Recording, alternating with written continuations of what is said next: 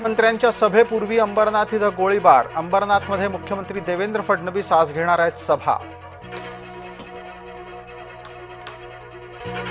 एकत्र निवडणुका लढणं आमच्यासाठी महत्त्वाचं, मंत्री राधाकृष्ण विखे पाटील यांची प्रतिक्रिया।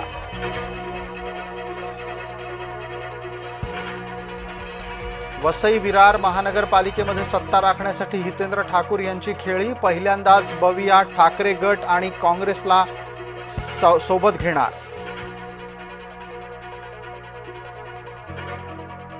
उबाठाचे नेते अंबादास दानवेंची क्रीडा मंत्री माणिकराव कोकाटेंवर टीका। सदनिका प्रकरणावरून अंबादास कोकाटेंचा माणिकरावांना टोला।